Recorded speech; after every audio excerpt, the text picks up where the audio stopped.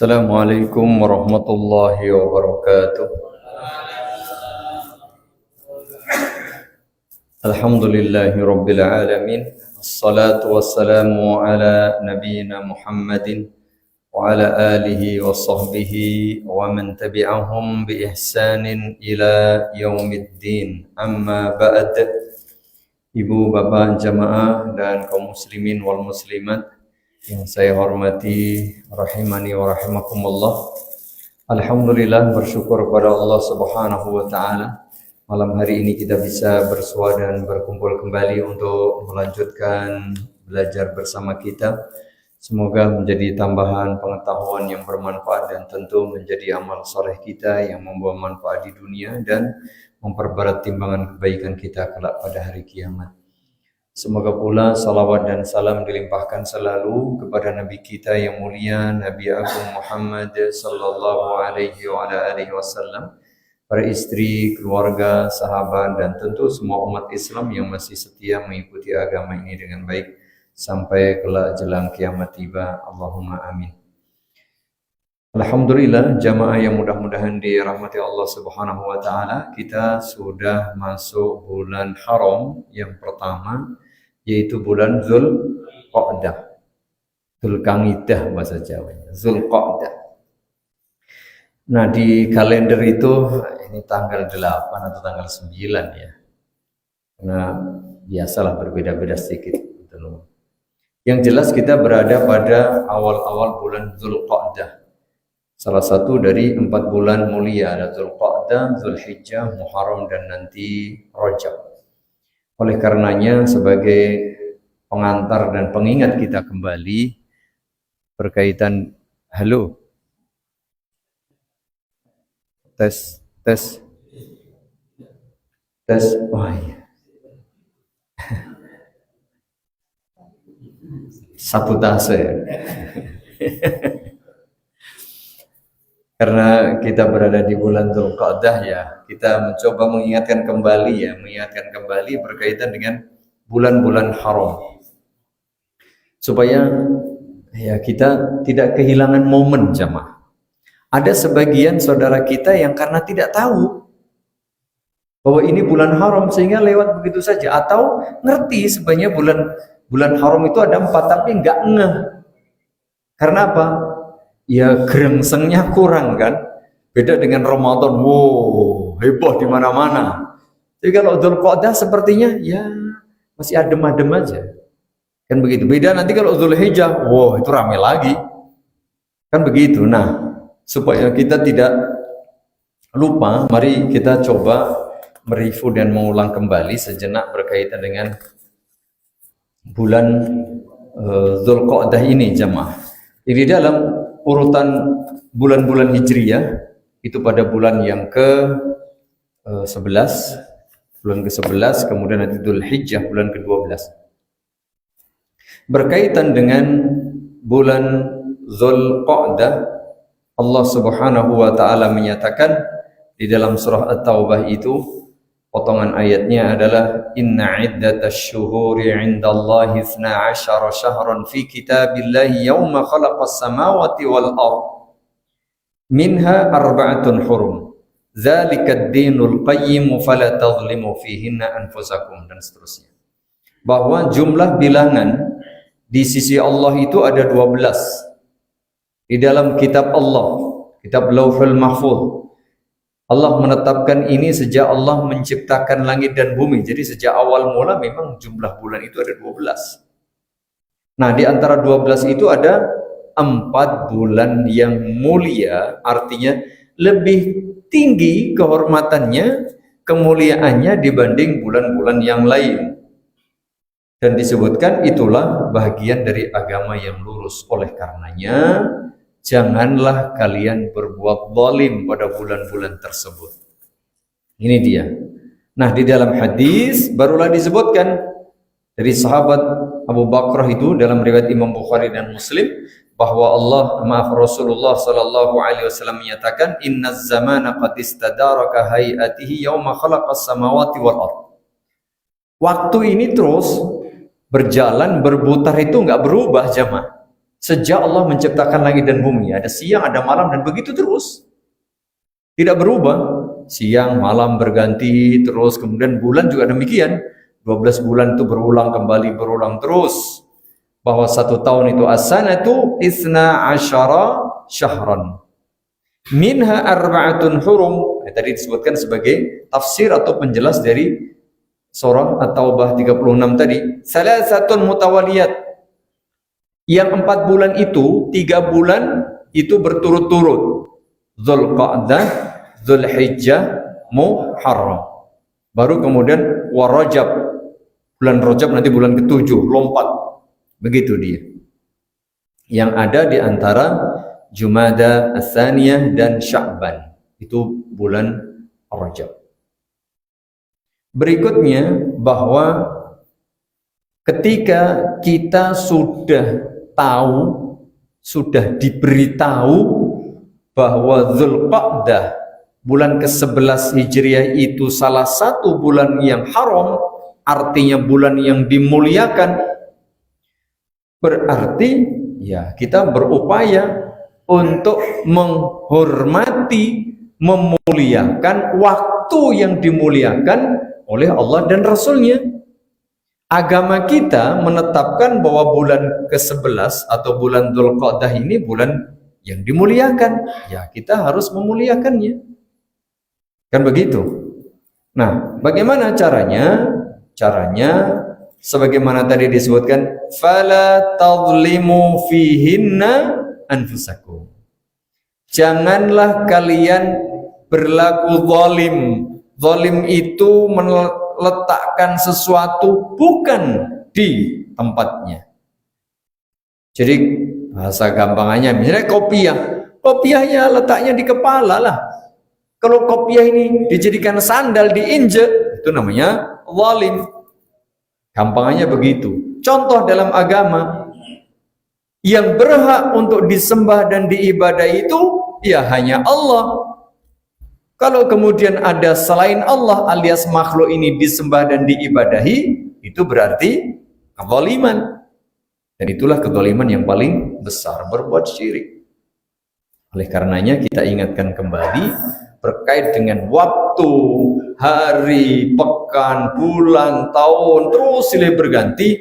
Jangan pernah kita lupa sedetik pun, sejenak pun, bahwa tugas kita beribadah kepada Allah, dan ibadah utama itu adalah tauhid. Termasuk pada bulan haram, jangan pernah berani coba-coba berbuat syirik. Dan juga pada bulan-bulan lain, apalagi pada bulan haram, kan begitu. Oleh karenanya nanti kaitannya dengan Idul Qurban juga demikian, fasholli li rabbika wanhar. Ketika sholat, ketika sembelih korban, itu ikhlas, tulus, murni, tauhid, hanya untuk Allah. Dan itulah ajaran tauhid. Sejak awal begitu, qul inna salati wa nusuki wa mahyaya wa mamati lillahi rabbil alamin. Jadi inti ajaran Islam ya tauhid. Semuanya, kita sholat, kita korban, kita puasa, kita zakat, kita haji dan umroh, sekarang lagi pada berangkat. Itu untuk Allah. Nusuk diantaranya bermakna haji, diantaranya bermakna sembelih korban, ini ibadah-ibadah lain. Itu hanya untuk Allah. Maka sejatinya kita diingatkan selalu untuk selalu bertauhid. Jangan pernah berpaling ke selain Allah. Tidak boleh itu dalam segala hal, hanya untuk Allah Subhanahu wa ta'ala. Bahwa kezaliman ya tidak hanya dilarang pada bulan-bulan haram. Oh kalau begitu selain 4 bulan ini boleh ya. Oh tidak begitu. Artinya kezaliman itu, kata Imam Qatadah rahimahullahu ta'ala, inna dzulma fil ashhuril hurumi a'zamu khati'atan wa wizran minadz dzulmi fi ma siwaha. Artinya ketika tadi ada larangan fala tazlimu fihinna anfusakum, janganlah kalian berbuat zalim pada 4 bulan yang dimuliakan itu, Artinya kezaliman yang dilakukan pada bulan-bulan mulia yang 4 tadi, dosanya semakin besar, semakin gede, semakin berat. Kan begitu. Wa in kana dzulmu ala kulli halin 'aziman, meskipun sebenarnya kezaliman itu ya dosa kapanpun waktunya. Tidak harus pada bulan-bulan haram, bulan-bulan selain haram juga dosa. Dosa is dosa, zalim adalah zalim. Hanya pada bulan-bulan yang dimuliakan ini, kezaliman tersebut nilai sanksinya lebih berat, lebih besar. Walakinnallaha yu'azzimu min amrihi ma yasha. Begitulah kata beliau rahimahullahu ta'ala. Jamaah yang mudah-mudahan dirahmati Allah Subhanahu wa ta'ala, ternyata dahulu orang-orang Arab musyrik jahiliyah itu sudah memuliakan bulan Dzulqa'dah, jemaah. Itu orang Arab yang belum beriman saat itu, orang jahiliyah, orang kafir, orang musyrik, itu masih menghormati bulan Dzulqa'dah. Lah waipun piyambak itu yang orang muslim harusnya, mestinya lebih menghormati, lebih memuliakan. Dulu mereka sangat-sangat memuliakan, tidak berani macam-macam, betul. Ya, bahkan mereka tidak berani melakukan peperangan.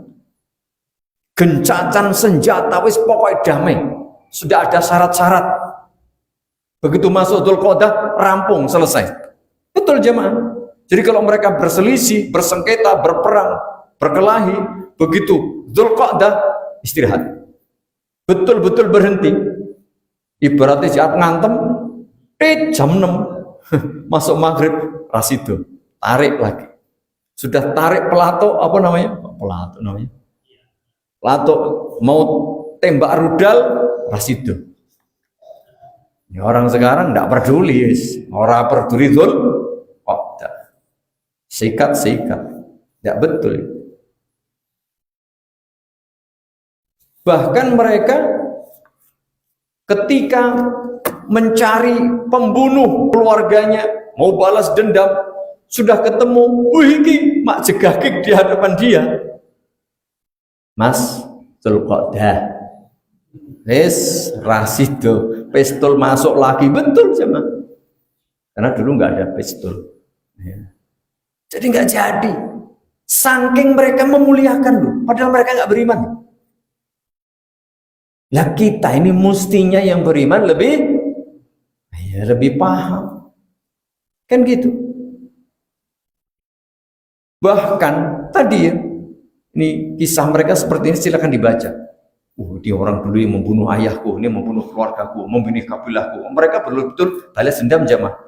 Boleh, nanti ketemu.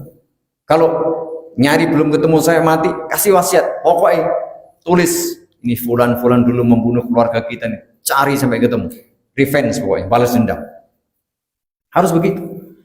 Tetapi ketika sudah masuk bulan Dzulqa'dah, tidak berani. Saking apa? Memuliakan bulan Dzulqa'dah. Luar biasa aja. Oleh karenanya kita pun demikian. Kalau sedang berkelahi, bersengketa, bermasalah, ada ya wis lah. Leren sik ya.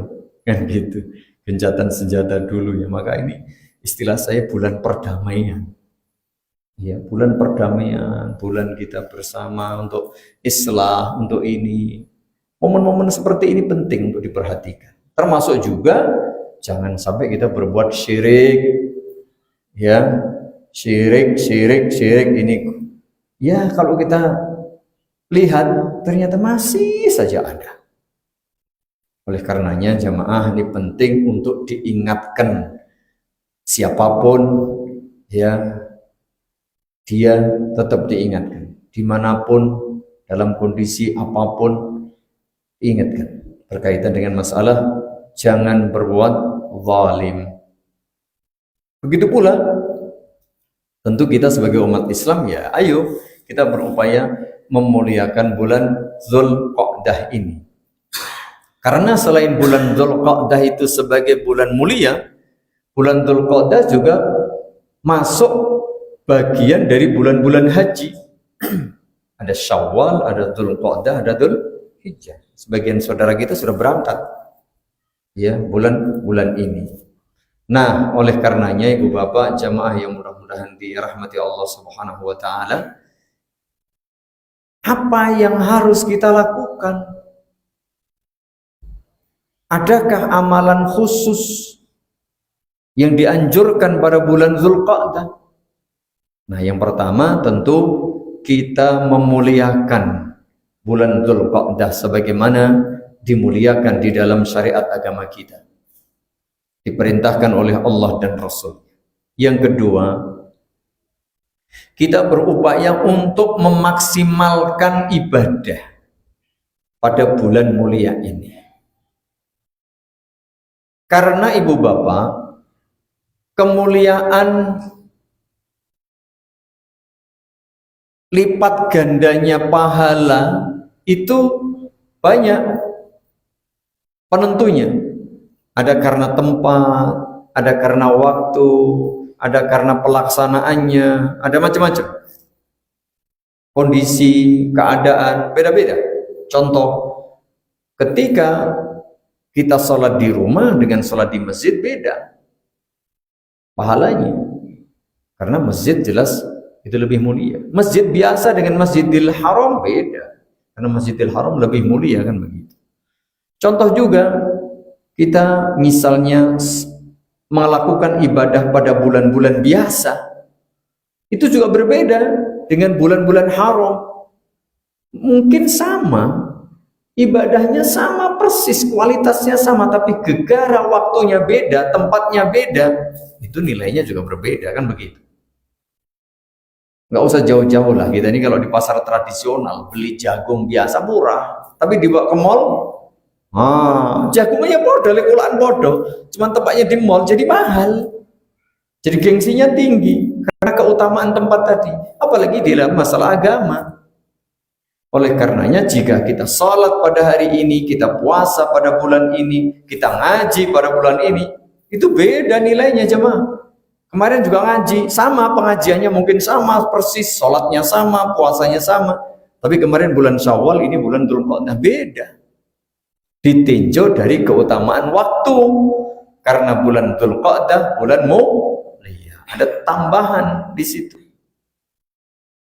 Itu yang kedua. Kemudian yang berikutnya, bahwa amalan yang dianjurkan itu sejatinya ternyata adalah ibadah umroh jemaah. Amalan khusus ya.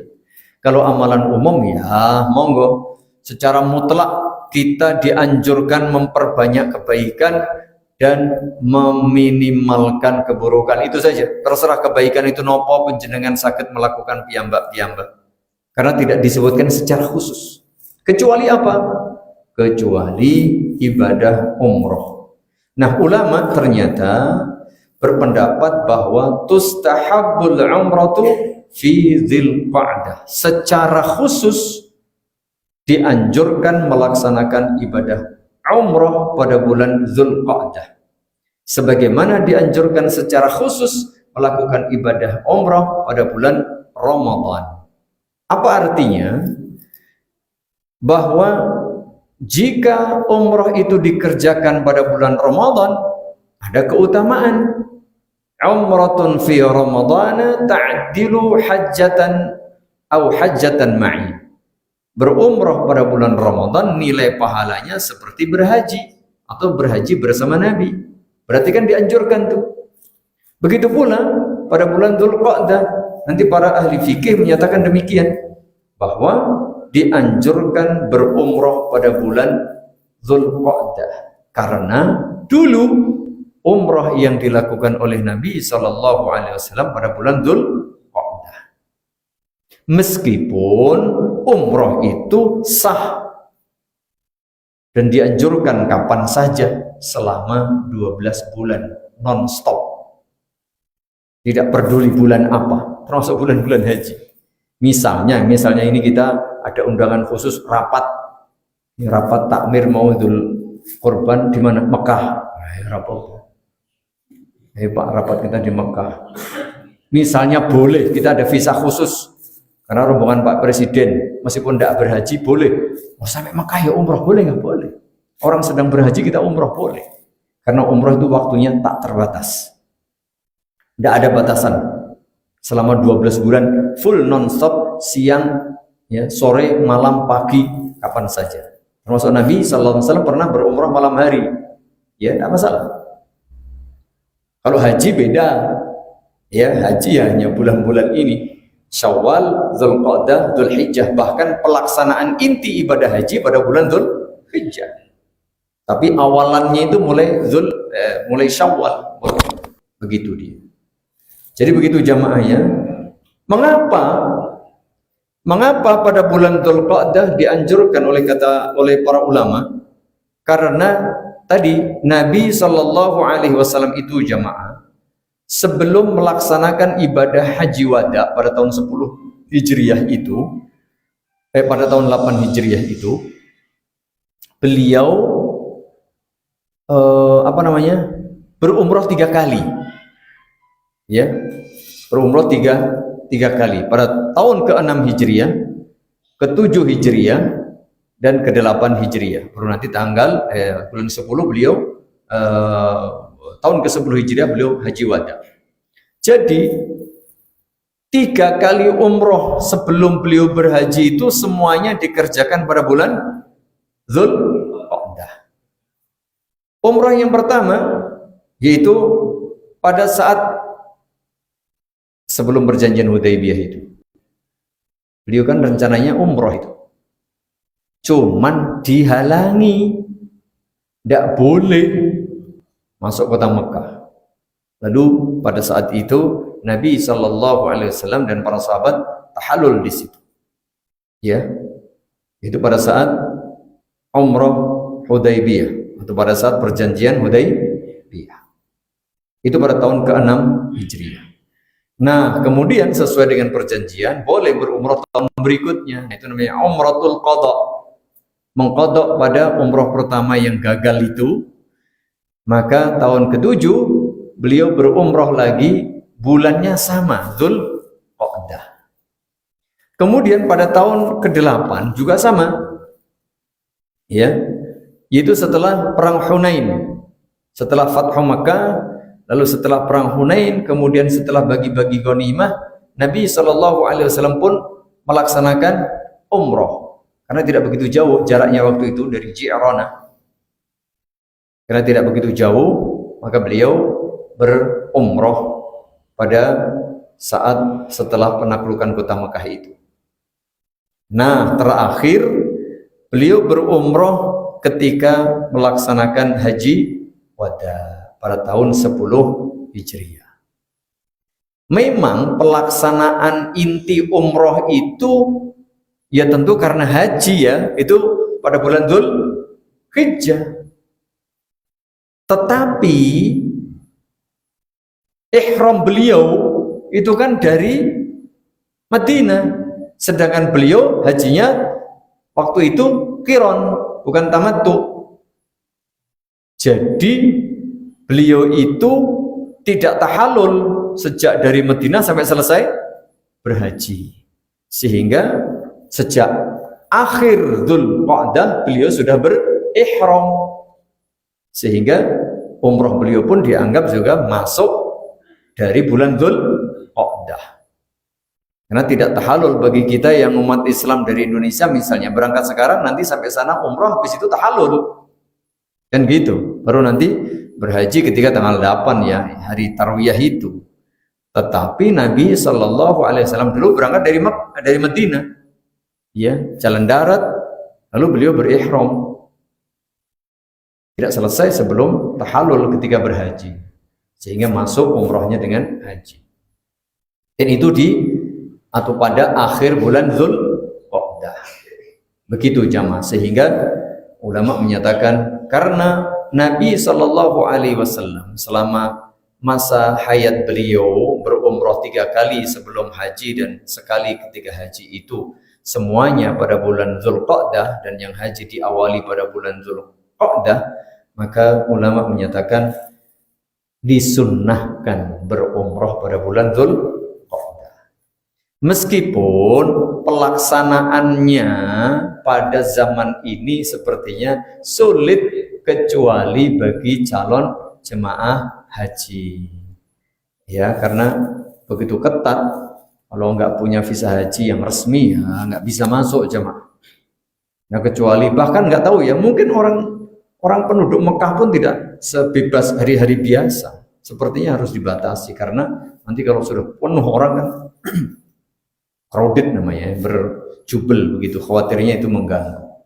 Jadi bukan karena nggak sah atau bukan karena nggak sunnah, tapi secara teknis tidak memungkinkan, sehingga ada skala prioritas diutamakan bagi yang berhaji. Begitu kurang lebihnya. Jamaah yang mudah-mudahan dirahmati Allah Subhanahu wa taala. Berikutnya, bahwa berkaitan dengan bulan Dzulqa'dah ini, apakah ada dianjurkan berpuasa?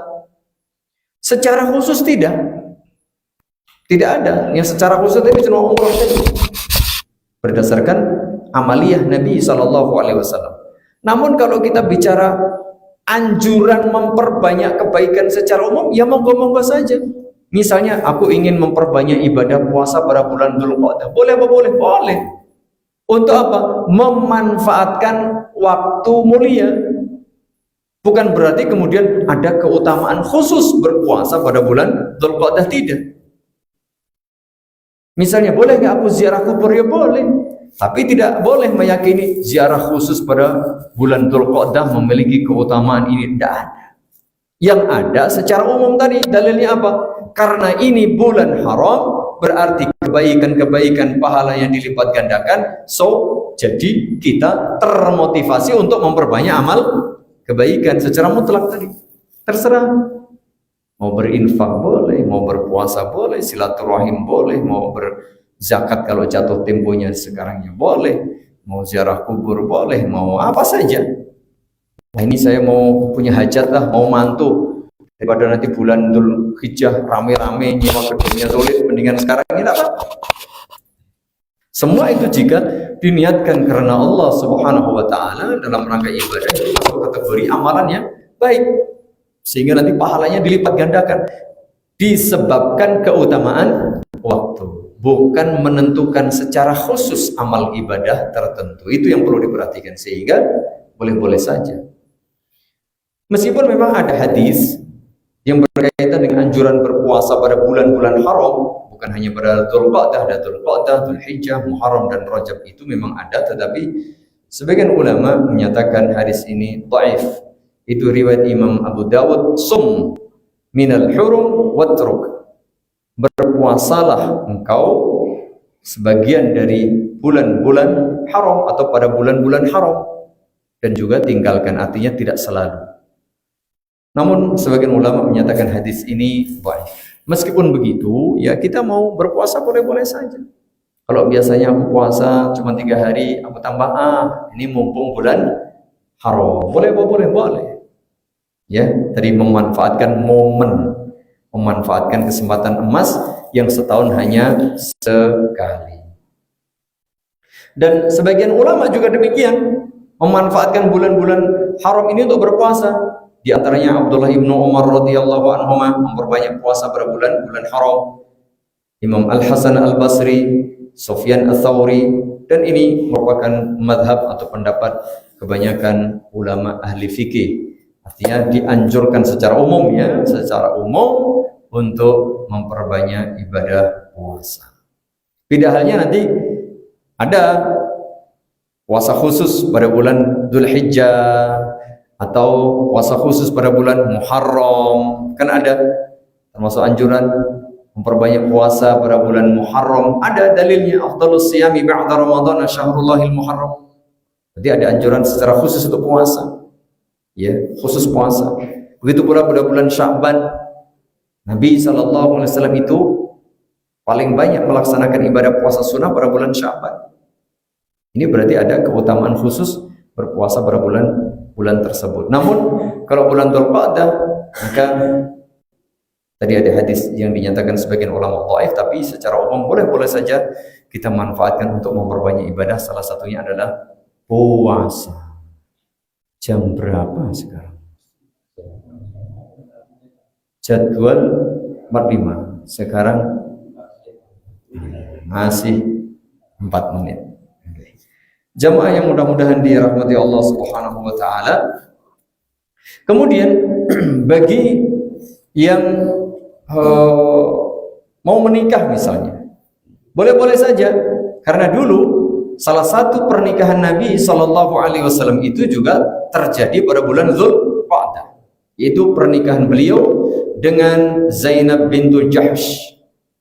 Itu terjadi pada tahun keempat Hijriah pada bulan Zulqa'dah.